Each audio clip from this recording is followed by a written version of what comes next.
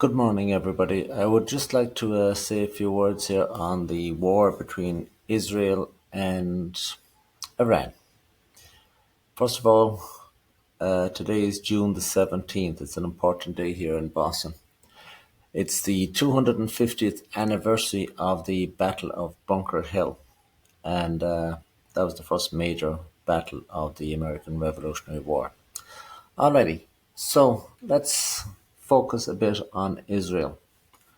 There is two things to understand about this war and the United States, and that is that the United States will unequivocally back Israel regardless of anything else that's in this universe happening at that time. The reason the government backs Israel is one reason, and the reason the people back Israel is a different reason altogether. So I will tell you why the people back Israel. There's about 70 million fundamentalist Christians in this country, and sometimes they're referred to as Bible thumpers or whatever, but they hold their faith quite dearly. Back in 1908, there was a version of the Bible printed. It is referred to as the Scofield, Scofield Bible. In olden times, the Bible was just printed and written as the words were, with no really attempt to explain them whatsoever. A minister or whatever would explain them, or common sense would explain them, etc. This fellow Schofield, he was a bit of a shyster anyway, and he will produce a Bible that will have explanations and interpretations added to the Bible so that the common person would understand, supposedly, what the text really meant. So he will take a simple enough quotation from the Bible from Genesis. It is where God is going to bless the descendants of Abraham, and he will curse anybody that will go against the descendants of Abraham.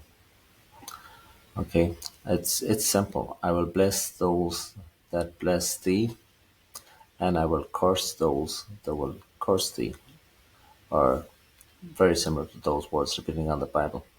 Anyway, he will have taken this quotation and he will add his own explanation to it and have it explained that instead of God dealing with the descendants of Abraham, it is actually referred to as nations against the nation of Israel. And of course, that changes every single thing about it. It will be later amended in 1982 to say that a nation that goes against Israel is cursed. So this, in effect, has been promoted, and it is almost like a brand new commandment. Okay, so these people will say Israel is God's chosen people. Well, the Israelites might be God's chosen people, but now it means that this country of Israel is God's chosen country. And if you go against Israel, you are cursed. And that is why those people will support Israel above and beyond all else. Now, of course, the people that are not of their mindset, that is totally crazy. We have people in this country that believe Donald Trump ran on the motto of America first. That is actually not reality in the United States at all. Each and every administration is. It is Israel first, America down the line. Same with a lot of different countries as well. Now, there might be a more sinister reason why the government of the United States would support Israel. And that has to do with perhaps going back to Kennedy or whatever. Fellow that really benefited from the death of Kennedy, of course, was Lyndon B. Johnson, who became president.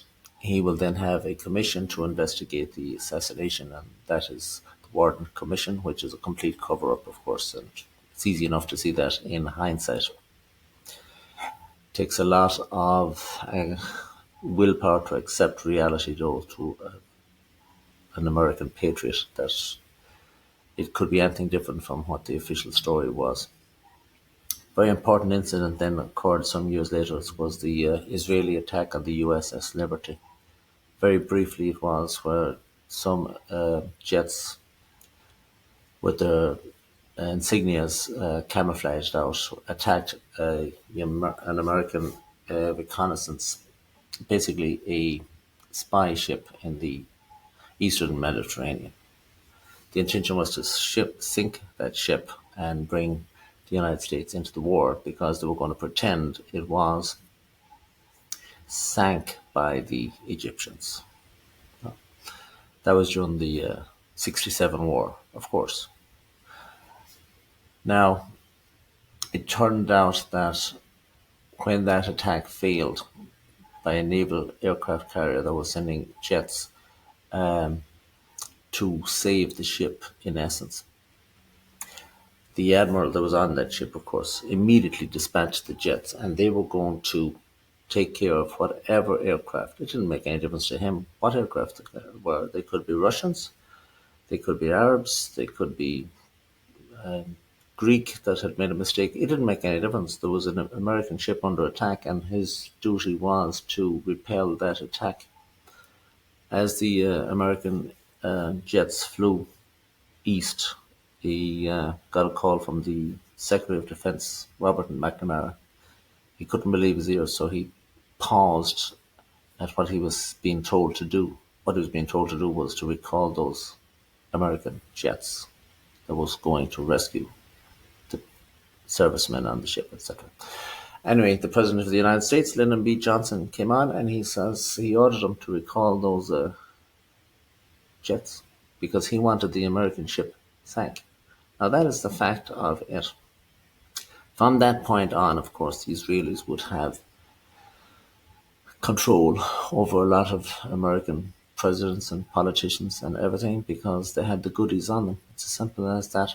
Because American patriots, if that was known to regular Americans, nobody would be serving their country because it's obviously a farce.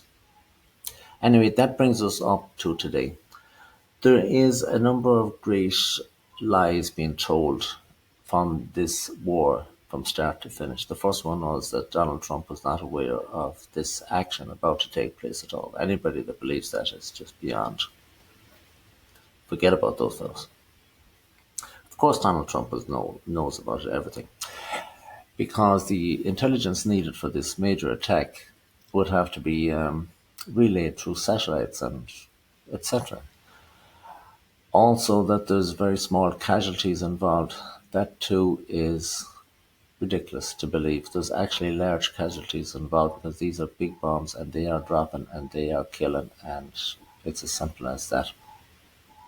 The only one bit of truth that I've heard in many commentaries I've heard was that this plan is 25 years in the making. Well, now that is certainly incredible because we know that if you go back to 25 years ago, it's 2020. An American general, Leslie Clark, came across a memo. Well, it went through his desk because he's a general, of course. The plan was to eliminate 7 countries that just happened to be enemies and dangers to Israel.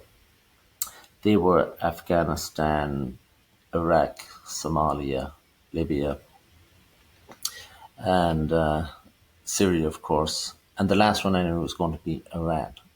So Iran would have known this attack was coming, but yet they were caught flat-footed because they were sort of caught between a rock and a hard place. Where the war is today, well, when the war broke out, the Israelis are going to send their biggest blow that they can. And of course, it was an exceedingly big blow. It was well planned. And it devastated Iran. But it didn't knock them out. The focus of Israel from that point would be 2 things. One, there's only 2 ways they can succeed. One is if the government of Iran just collapses. they would have hoped to have that achieved by now. It remains to be seen whether the government of Iran will collapse. Normally, I would say no, but we have all seen what happened to Syria. It folded up like a cheap suit, as the old saying goes, and that was the end of that. The same thing could happen to Iran, but I suspect they are made of slightly more stern stuff. The other big hope, of course, was that the Iranians would attack oil facilities, or more importantly, military outposts and fortifications, etc., belonging or run by the United States. That, of course, would be the excuse to bring the United States directly into the war, because using conventional means, it is going to be almost impossible for Israel to defeat Iran. They must need more logistics and, well, they must need more firepower. They actually must need the United States coming into the war. Over the first few days, the Israelis would have expended quite their best munitions, and perhaps even more importantly, their best defensive capabilities with their Iron Dome and their slings and this, that, and the other. They are now running low.